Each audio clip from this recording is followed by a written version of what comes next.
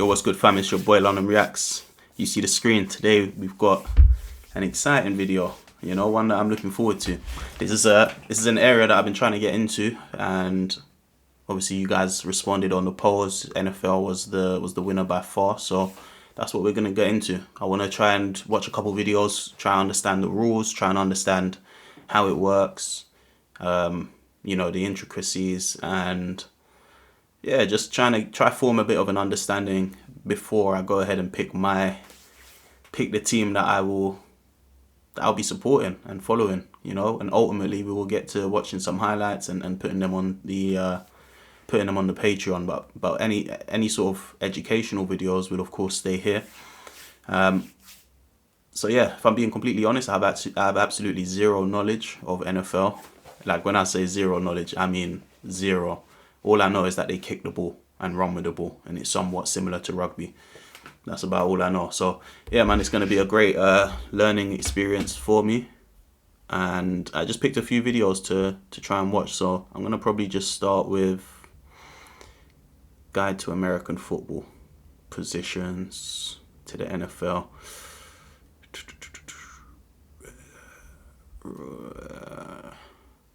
Alright, I think we'll start with this one. And of course, if there's another video that's better, that'll make it that'll break it down a bit easier for me, do let me know in the comments. But yeah, man, going off on a whim here. So let's see. Drop a comment as well, let me know what you guys' favourite teams are and why. And of course, don't forget to hit that subscribe button if you're new to the channel. Join the family. It's a lot more than music reactions here. We got American cultural differences, American information in general. We got The Wire going on Patreon. We got hood documentaries. We got skits and comedy. It's a one-stop stop for everything. One-stop shop. One-stop stop. You know what I'm trying to say. But anyway, let's jump into this. In America today, football is by far the most popular sport. American football. Just gonna throw that out there. During the autumn months, it sweeps up the country's weekends, beginning with National Football League's Thursday Night Football, followed by high school's Friday Night Lights, continuing with Saturday collegiate football clashes, and ends with the NFL's Sunday slate of games. And what I have heard is that college sports is very popular in America, even more popular than, let's say, the NFL and the big leagues. That'll be another one to get into down the line and understand why that is, but yeah, so far what I'm seeing is every Thursday is an NFL game, so that's good. Thursday and Monday Night Football. With the help of TV deals, the coverage of the game is rampant in American homes, making it easier for people to watch their favorite teams or alumni duke it out on the gridiron. As the sport rapidly grows internationally and here stateside, American football is cemented in the country's pop culture. Let's dive in to give you the 101 on the fundamentals of the game known as football. Alright, let's get into it. The game is played on a grass or turf field that is 120 yards long and 53.3 yards wide. The field is flanked by end zones that are 10 yards long where teams have the ability to score. The rest of the field is marked every 5 yards with lines and every yard with hash mark. Behind each end zone are goalposts that are 10 feet high and 18 feet 6 inches wide. The game consists of a full 60-minute runtime that is split up into 15-minute 4 quarters. In between the second and third quarter. Okay, so that's the first difference. So it's an hour-long game, and it's split into 4 quarters. So I'm sure he's going to break it down a bit more, but that's a pretty short game, to be honest, an hour game. Obviously, it's different. I'm used to watching football matches, soccer matches, 45 minutes each half. So this is a bit different. I couldn't really understand, quantify what the difference is in the field size. I'm sure one of you can let me know in the comments, but yeah. Time that is split up into 15-minute 4 quarters. In between the second and third quarter, a halftime of 12 minutes is used to allow teams to regroup. Okay. Game of play begins with a coin toss to decide who gets the ball first. Based off that decision, one team kicks off to the opposing team. That's funny, that's the same in football, in soccer. A coin flip. It's the ball first. Based off that decision, one team kicks off to the opposing team. The opposing team's offensive players now has 4 chances, also known as downs, to take the ball down the field to score points, or to achieve 10 yards of progress from the line of scrimmage to gain another group of 4 downs, which is known as getting a first down. Okay, let me pull this back up. Let me listen to this once more before I try and compute it in my head, because that was a bit confusing. Let me see. So, whoever wins the coin toss gets to kick it. They kick it, and the other team, who's the offense team, has to either try and make 10 yards up the pitch. Let me listen. Offensive players now has 4 chances. Hold on. Let's start this. The coin toss to decide who gets the ball first. Based off that decision, one team kicks off to the opposing team. The opposing team's offensive players now has 4 chances, also known as downs, to take the ball down on the field to score points. Okay, so whoever kicks the ball, the opposing team has 4 chances to get the ball down to the other side. Or to achieve 10 yards of progress from the line of scrimmage to gain another group of 4 downs. That's the bit that I'm confused with. So if you've got 4 chances to get the ball from that end to the other end, why would it be more advantageous to use that same 4 just to go 10 yards? That's the bit I don't understand. Which is known as getting a first down. They do this by either running the ball or throwing the ball against the opposing team's defensive players' attempts to stop all 4 chances. To score, the offense has to take the ball into the end zone for 6 points, which is called a touchdown, or by kicking a field goal for 3 points. Okay, so there's the first bit of clarity. So if you run the ball into the touchdown, you get 6 points. If you kick the ball in through them holes, you get 3 points. What's cool is after scoring a touchdown, the offense has the option to go for an additional points by either kicking a field goal for an extra point or to take the ball into the end zone again for 2 points. Hold on. The touchdown. Score, the offense has to take the ball into the end zone for 6 points, which is called a touchdown, or by kicking a field goal for 3 points. Okay. What's cool is after scoring a touchdown, the offense has the option to go for an additional points by either kicking a field goal for an extra point or to take the ball into the end zone again for 2 points. So if you choose to take the ball into the end zone again for another 2 points, where do you start from? That's what I don't get. I'm just trying to think as well. So if a touchdown's worth 6 points, a field goal is worth 3 points. So a touchdown's twice as valuable. But if you get the chance, this is what I'm trying to use some maths logic here. So if it's twice as valuable, would you say that a touchdown is twice as hard to score than a field goal? And if so, once the offense team has scored a touchdown, do they always go for a field goal after that? Or do we actually see them go for another touchdown or another chance to take it into the end zone, if I'm saying it wrong?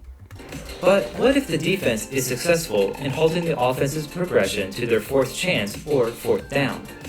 The offense has the option to either punt the ball to change the possession to the other team's offense, or to go for it by either gaining a first down or to score points.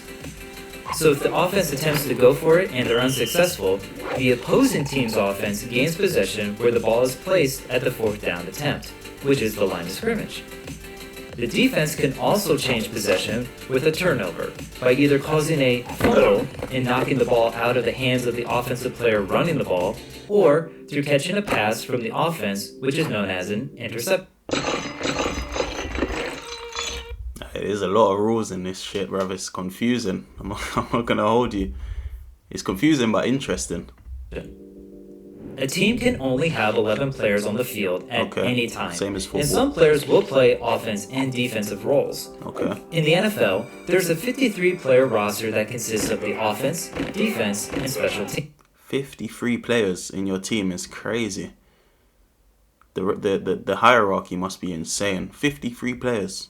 What's the odds of all of them playing? Teams. Special teams consist of players like the kicker and punter, along with other purpose roles, whereas the offense and defense usually play most of the time. Okay. The quarterback is the player that calls the plays and snaps the ball. Once the ball is in play, the quarterback can do one of 3 things. They can either A, hand off the ball to the team's running back whose job it is to run the ball, B, throw it to one of the wide receivers whose job is running routes downfield to catch the ball, or C, run it themselves. The quarterback won't be able to do any of these things without the offensive lineman in front of them. Their task is to block for the quarterback to Okay. give them time to throw the ball or to create gaps at the line of scrimmage for the running back to run through. Who they're blocking are the defensive linemen, whose job is to rush the quarterback by tackling them as fast as they can, which is called a sack. Positioned behind the defensive linemen are the linebackers, who not only rushes the quarterback as well, but are also useful in tackling the running back. The cornerbacks are the players that guard and cover the wide receivers, but sometimes rushes the quarterback from the outside. If they do, then the safeties will cover the wide receivers, but are typically the last line of defense. Do you know what? This is giving me very much football vibes in the sense of there's a lot of space on the pitch, and it's about how you attack the space and how you defend that space. And obviously, if someone picks up somebody, then they need someone to cover them, and it's very tactical, is what it's sounding like. If the linemen, linebackers, and cornerbacks all rush the quarterback at once, this is known as a blitz. Okay, so that's just like a mad rush. That's like when you do like a rush goalie in football, and you say, "Fuck it, no goalkeeper, everybody's out on the pitch, and we're just gonna go and score." It's funny when I hear linebacker though. The only thing that the only position I've ever heard of is quarterback, because I feel like it's just a famous word. And I've heard linebacker only because of the Stormzy song. It's linebacker holding down the line like Khalil. So I'm guessing Khalil is a linebacker. When infractions or penalties occur during play on either side of the ball, the consequence of the penalty is enforced on where the ball is placed on the field from the original line of scrimmage, depending on the severity of the action. Penalties can be a huge help or a crushing blow to a team and can play an integral part in the outcome of a game. The referees throw yellow flags that look like handkerchiefs to indicate the infraction. There's quite a few in the rulebook, but the most common ones you'll see in a game are offsides and encroachment. Okay. When the offense and defense line up before the ball is put into play, each team can't cross the line of scrimmage. Okay. If an offensive player is beyond the line of scrimmage when the ball is put into play, it's called offsides. It's a 5-yard loss and the down is replayed. If the defense crosses the line of scrimmage and makes contact before the ball is snapped, it's called encroachment. The ball is advanced 5 yards and the down is replayed. Holding. Holding is essentially grabbing onto the opposing player to prevent them from tackling or who isn't the ball carrier. Both sides have differing consequences. Holding on the offense would be a 10-yard loss and replay the down. Defensive holding is a 5-yard advance with an automatic first down. Delay of game. The delay of game penalty is for the offense only. After the ball is set for the next play, a play clock begins to count down in order to pick up the pace of the game. Okay. In the NFL, the 40-second play clock starts when the previous down is complete. The offense has to put the ball into play before the play clock runs out or call a timeout. Okay. If they fail to do so, the delay of game penalty is enforced by losing 5 yards and the down is replayed. Pass interference. Pass interference is a judgment call that occurs during a throwing play and can go against the offense or the defense. Before the ball arrives to the intended receiver, the defense can't make contact to restrict the player from catching the ball, and the offense can't shove the defense away to create space in catching the ball. Okay, so there's absolutely no contact from either side before the person actually catches the ball, before the wide receiver catches the ball. Did I understand that right? The intended receiver against the offense or the defense. Before the ball arrives to the intended receiver, the defense can't make contact to restrict the player from catching the ball, and the offense can't shove the defense away to create space. So you're just allowed a clean run at catching the ball, but it's like as soon as that ball is caught or is in your possession, your bet's on to get smashed basically. So you've got to be thinking ahead. That's what I'm getting from that. In catching the ball. In the NFL, if defensive pass interference is called, the ball is placed at the spot of the foul, which is an automatic first down. Offensive pass interference is a 10-yard loss from the previous line of scrimmage, with the down being replayed. False start. Another common one you'll see is false start. For the offense only, this penalty is enforced when an offensive player moves abruptly before the ball is snapped. The defense are allowed to move all the time, whereas the offense needs to be very still, unless they're in motion, when they are placed in their spot. a pesky 5-yard loss, and a replay of the down follows. But if 2 penalties happen at the same time, one on the offense and the other on the defense, these penalties become offset, and the down will be replayed with no consequences, kind of like a do-over. If 2 penalties happen on the same play from the same team, then the opposing team has the choice of which one to enforce to get the better advantage. Okay. Actually, I like that. That's a good rule. I think that's cool. That's a good rule. Because if you committed 2 fouls, then I should have the pick of the bunch. It's no easy task in refereeing a football game, and mistakes can happen. With the advancement in technology, every pro and collegiate game is recorded on camera, thus giving head coaches the ability to challenge particular rulings on the field, not penalty calls.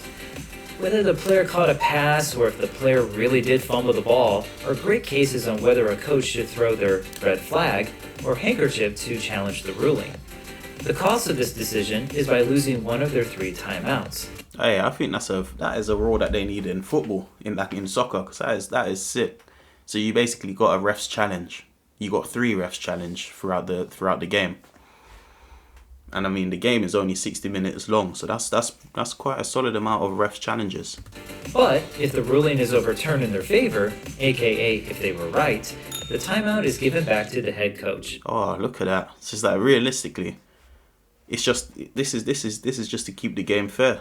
That makes sense. That is a rule that should be implemented in all sports, because that helps beat corruption. It helps beat a lot of things. Even though the game itself is universal at every level of play, there are some minor rule differences between pro and college football here in the US that are worth noting. Overtime. Confuse me. If the game is tied at the end of regulation, the NFL has an overtime period of 10 minutes to see if either team can win. If both teams have the same score when 10 minutes are up, the game is considered a tie. In college, each team has a chance to score from the 20-yard line and will continue play until one team scores more points than the other. That's crazy. Catch. How a catch is determined in how the wide receiver lands with their feet. In college, you need at least 1 foot touching inbounds that will count as a catch, whereas in the NFL, you need both feet to touch. Clock. In the NFL, the clock doesn't stop after achieving a first down like it does in college. Defensive pass interference. As shown before, the NFL has a consequence of an automatic first down and the spot of the foul for defensive pass interference. In college, the spot of the foul is only enforced if it occurs less than 15 yards. If the penalty happened farther down the field, only a 15-yard advancement will be enforced. As summer turns into fall during the calendar year, it's hard not to notice the plethora of football teams being represented in American daily life. Tailgating in the stadium parking lots to fantasy football, the American sports tradition continues to permeate pop culture in all 4 corners of the country. He's more or less wrapped that up. I'm not gonna lie, this is hella confusing. I feel like I need to see this in a real life context and maybe watch some highlights and see how this actually pans out. I've got the gist, 100%. I think I understand the majority of the rules, but I need to see it. So that's gonna be next. I'm gonna definitely check out some of them other videos in a sec as well. So let's see. But yeah, drop a comment. Let me know if there's better videos for me to watch. And yeah, I think by the time I've watched a couple of these, I'll be ready to watch some highlights and start getting into this, man.